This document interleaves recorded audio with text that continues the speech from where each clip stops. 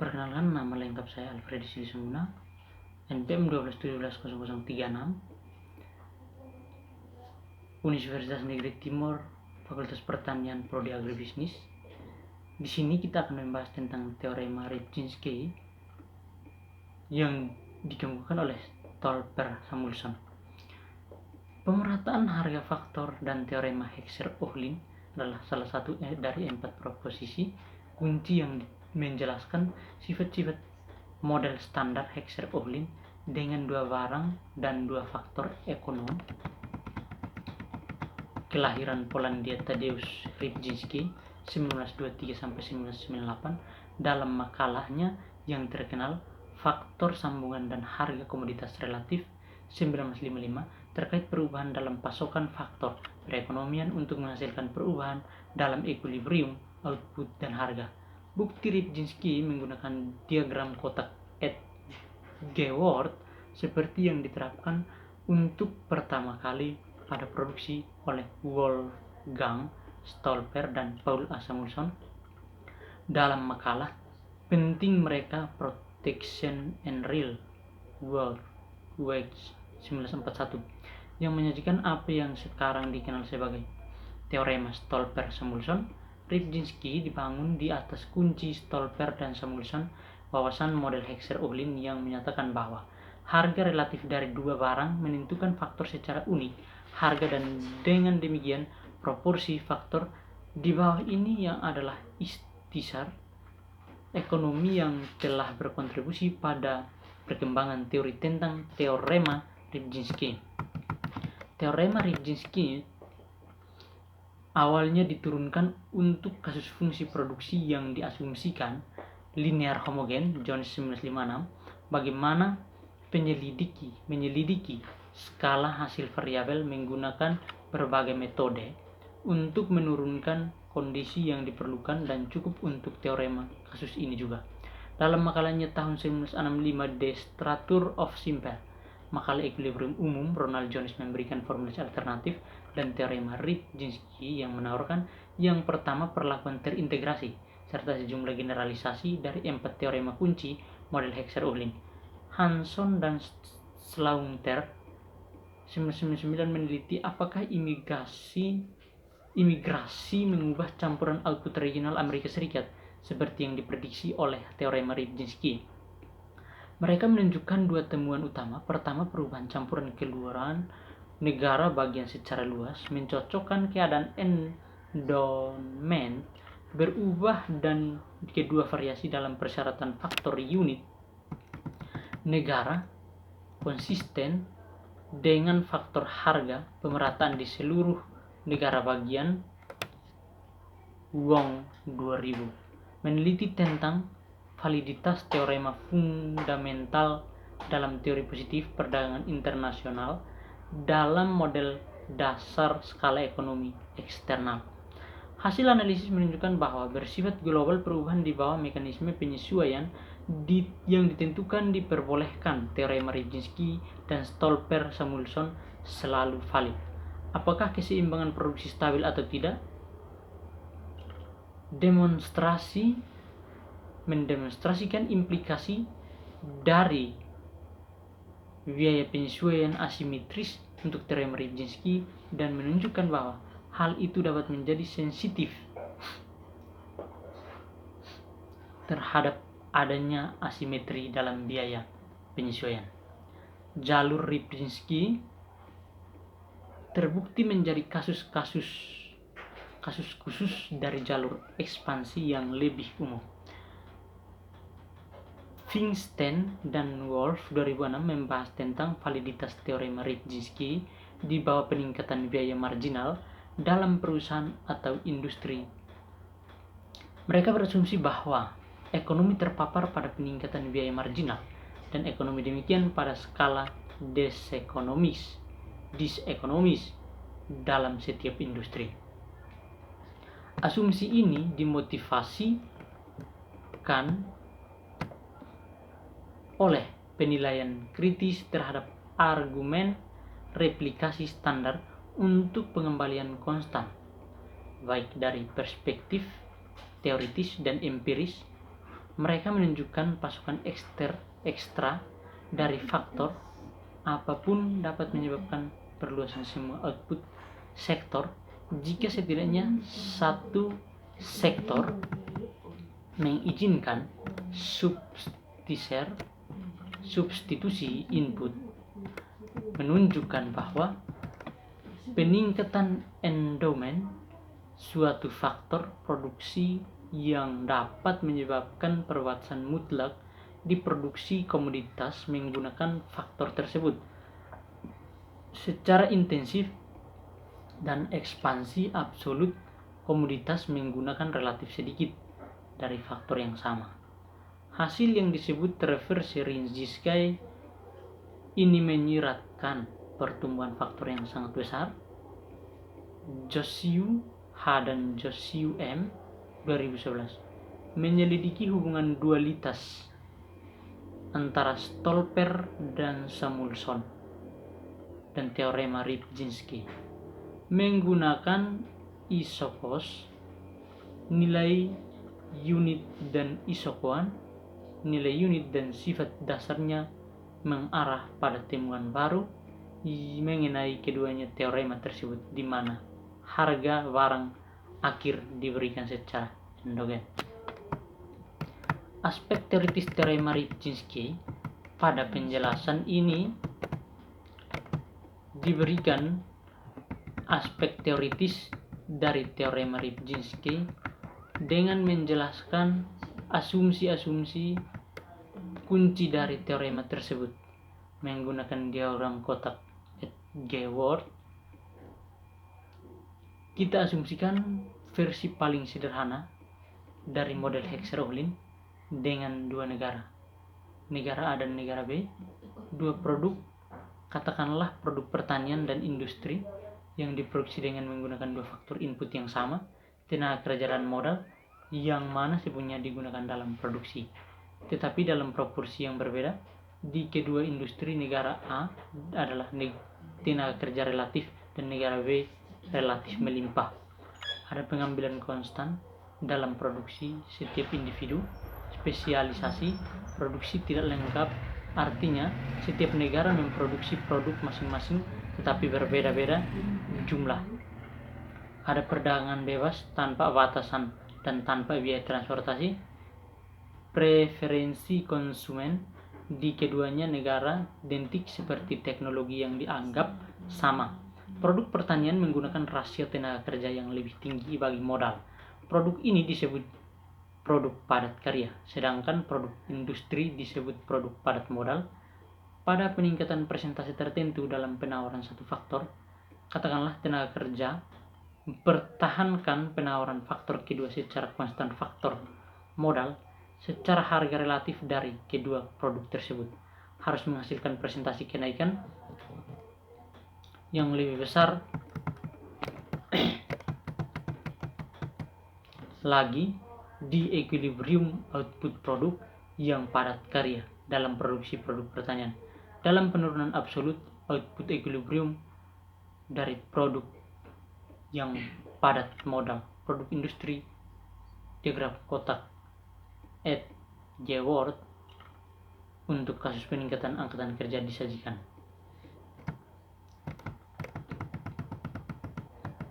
Diagram kotak Edgeworth memungkinkan demonstrasi yang mudah tentang alasan mengapa peningkatan faktor suatu negara. Endowment adalah penyebab output dari satu produk naik dan produk lainnya turun. Dari asumsi teorema, kita dapat mengatakan itu adalah fungsi produk negara A karena memiliki tenaga kerja yang relatif lebih banyak daripada modal agrikultur. Produk disajikan dengan X dan produk industri disajikan dengan Y. Kurva kontrak cembung dengan equilibrium di titik A, di mana isokuan produk pertanian dan industri bersinggungan. Posisi di kurva adalah ditentukan oleh kondisi yang menyatakan bahwa laju substitusi dalam produksi antara produk X dan produk Y harus sama dengan tingkat substitusi dalam konsumsi. Biasanya kondisi ini terpenuhi pada titik A, peningkatan jumlah angkatan kerja disajikan dengan delta L. Peningkatan angkatan kerja akan menghasilkan peningkatan pertanian yang lebih besar produksi, yang disebut efek pembebasan diidentifikasi oleh Ronald Jones. Tidak hanya semua tenaga kerja dalam perekonomian dialokasikan produksi pertanian, tetapi tambahan tenaga kerja dan modal dilepaskan oleh kontraksi produksi. Indonesia diperlukan untuk menjadi rasio tenaga kerja modal dalam produksi pertanian. Presentasi kenaikan hasil pertanian produksi lebih besar dari presentasi peningkatan angkatan kerja. Titik equilibrium baru sekarang adalah B di isokuan dari dua produk bersinggungan. Analisis empiris Rybczynski dalam kasus beberapa negara. Jadi di sini kita akan bahas adalah tentang untuk menguji teorema Rybczynski secara empiris dan dalam kasus negara transisi Eropa tertentu. Perbedaan dari Rybczynski asli adalah bahwa analisis diperluas ke variasi dalam jumlah dua faktor produksi tenaga kerja dan modal, dan tidak hanya dalam satu faktor. Produk data untuk analisis dikumpulkan dalam Eurostat dan EBRD.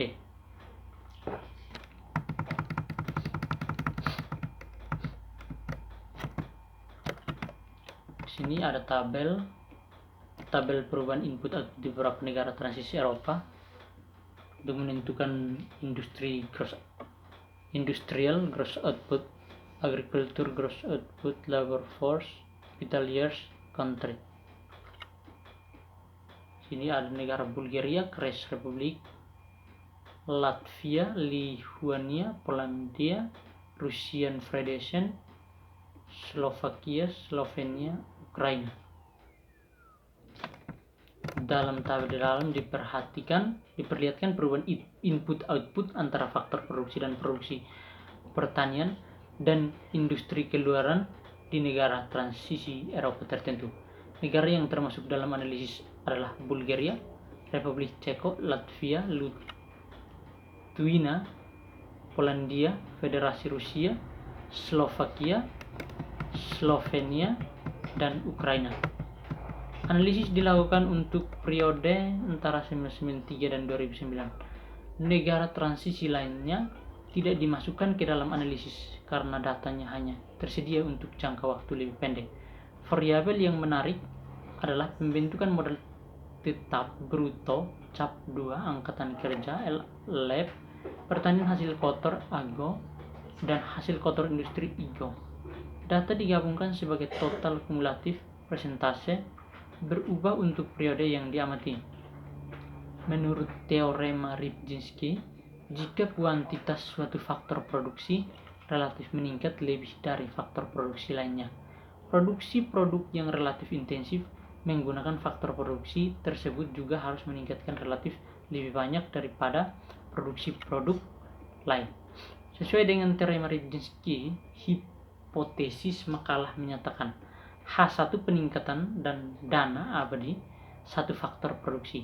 Semua variabel lain tidak berubah, akan meningkat dengan proporsi yang lebih besar.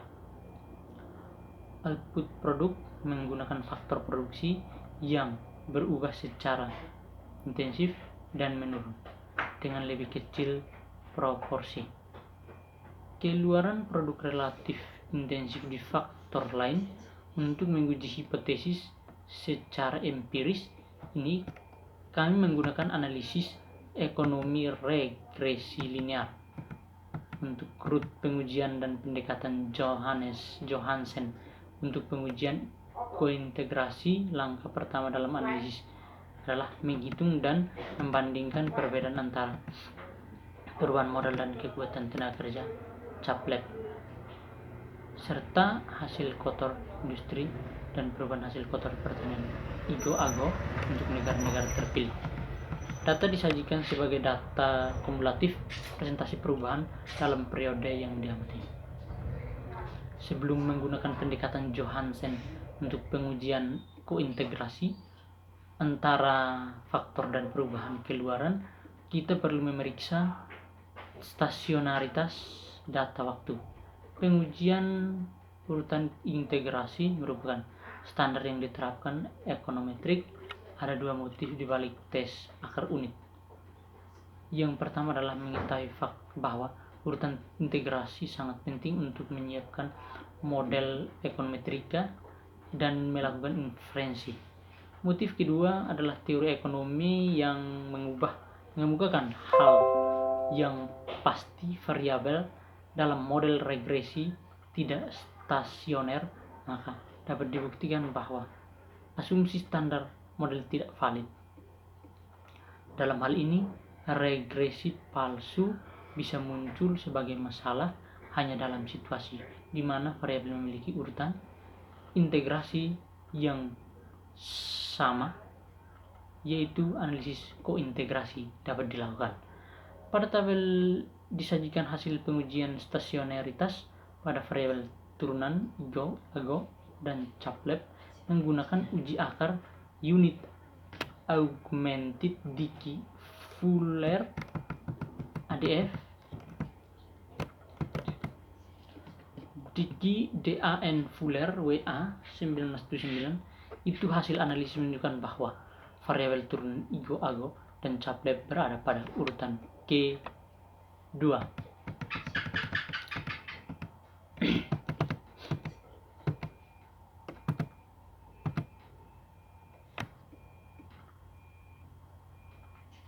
Hasil pengujian stasioner dan kointegrasi menggunakan prosedur Johnson pada variabel bruto industri, output dikurangi atau output kotor pertanian, Ago dan modal dikurangi tenaga kerja, Chaplep untuk Eropa tertentu negara transisi. Dalam menentukan urutan integrasi, langkah selanjutnya adalah menghubungkan perubahan faktor produksi dengan perubahan tersebut. Untuk itu digunakan pendekatan kointegrasi Johnson S988, Johnson S dan Joselus K990 dan Johansen S995. Kointegrasi adalah properti statistik variabel deret waktu. Bisa dikatakan bahwa dua atau lebih deret waktu akan dikointegrasi jika berbagai penyimpanan stokastik yang sama ini dapat memiliki urutan yang lebih tinggi, integrasi 1, 2. Tetapi beberapa kombinasi linear masih dapat dimiliki urutan teriringan yang lebih rendah dan terkointegrasi. Di praktiknya kointegrasi sering digunakan untuk dua seri, tapi lebih berlaku umum dalam dapat digunakan untuk variabel terintegrasi dari tekanan yang lebih tinggi untuk mendeteksi percepatan berkorelasi atau efek perbedaan kedua lainnya. Di mana deret individu terintegrasi orde pertama, ada beberapa vektor koefisien kointegrasi. Ada untuk membentuk kombinasi linear stasioner dari mereka. Sebelum menggunakan uji kointegrasi, Johannes variabel diubah dua statistik pengujian, statistik jejak dan statistik maksimum, statistik nilai eigen. Statistik jejak menguji hipotesis 0 dengan paling banyak R hubungan kointegrasi terhadap alternatif adalah R tambah 1 hubungan kointegrasi. Dalam harapan penerapan metode Johannes dapat terjadi statistik jejak yang maksimal. Statistik nilai eigen memberikan hasil yang berbeda, seperti dalam kasus kami di mana nilai kritis dihitung untuk 20 pengamatan dan mungkin tidak akurat untuk ukuran simpel kurang dari 20. Kelemahan dari tes ini adalah untuk itu bergantung pada properti asimotetik dan peka terhadap kesalahan spesifik dalam simpel terbatas.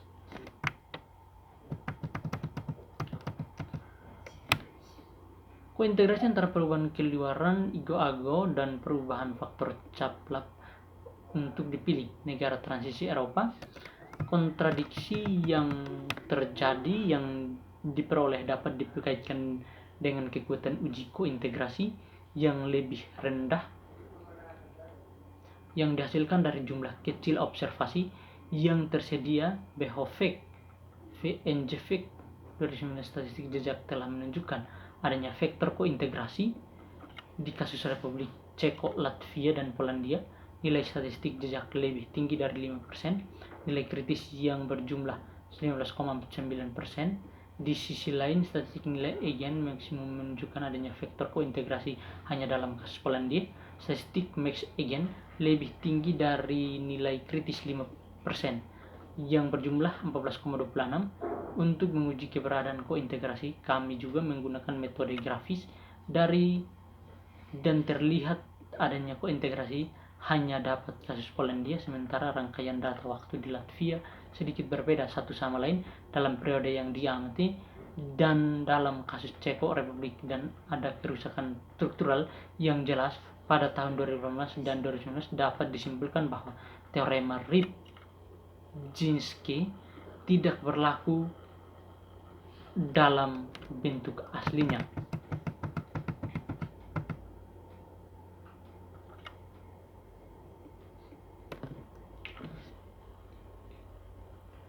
Dalam kasus transisi Eropa negara terkecuali dalam kasus Polandia 7, untuk menjelaskan hasil analisis dengan benar kita perlu meninjau asumsi model. Teorema Rybczynski terletak pada banyak asumsi yang membahas kompleksitas model. Setiap model serumit asumsi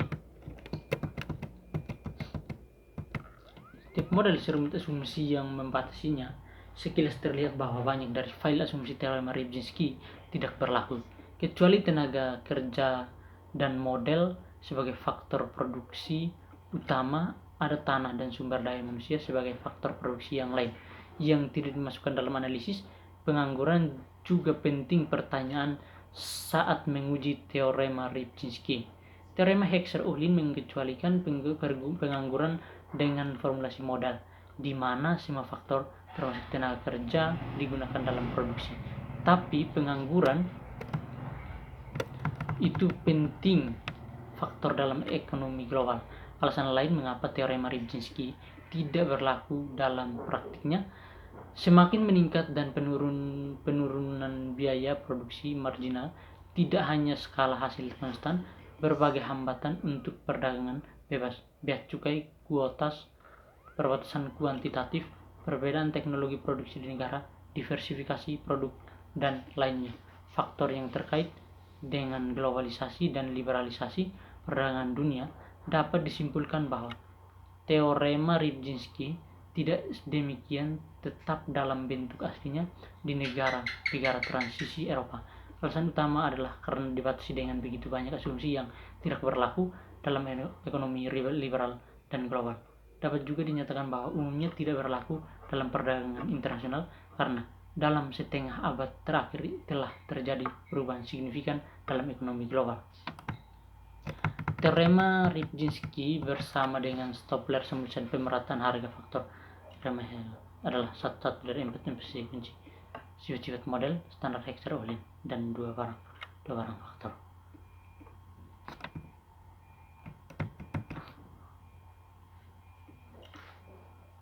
Berikut ini adalah video yang